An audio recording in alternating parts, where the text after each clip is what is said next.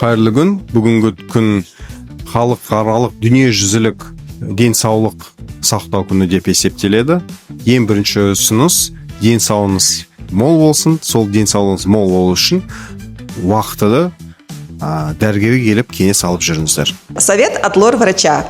После душа не чистим ушки ватными палочками. Для этого уже придумали специальные капли для гигиены ушей. А лучше для профилактики обращайтесь к лор-врачу и показывайте ушки только ему. Өздеріңіздің бойыңыздағы бүкіл салмақты көтеретін омыртқаларыңызды сау ұстаңыз. Ол үшін ең бастысы күнделікті жаттығу, үй жағдайында отырып тұру жағдайы және де отжимание дейміз ғой, пуш-ап ағылшынша. Соны жасасаңыздар болады. Немесе ең дұрысы бассейнге бару. Аптасына 2-3 реттен міндетті түрде барып, және барғанда жай ғана жүзіп жүрмей, міндетті түрде бір белгілі бір қашықтықты норма етіп алыңыздар. 500 метрден көп 1 километрге дейін жүзіп отырсаңыздар, ол сіздердің денсаулықтарыңыз өте пайдалы болады.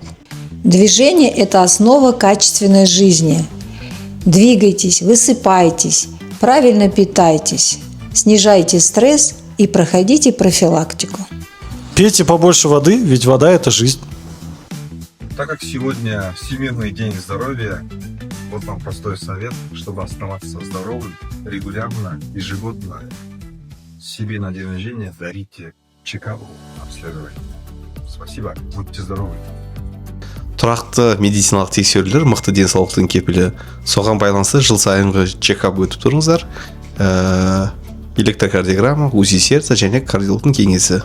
Қаралып, салауатты өмір салтын ұстаңыздар. Және де кез келген аурудан кейін қалпына келтіру бөліміне келіп кетулеріңізді ұсынамын.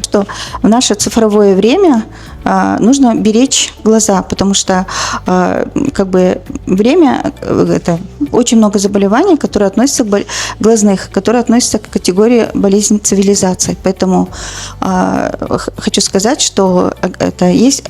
Соблюдайте, пожалуйста, зрительный режим при работе с цифровыми технологиями.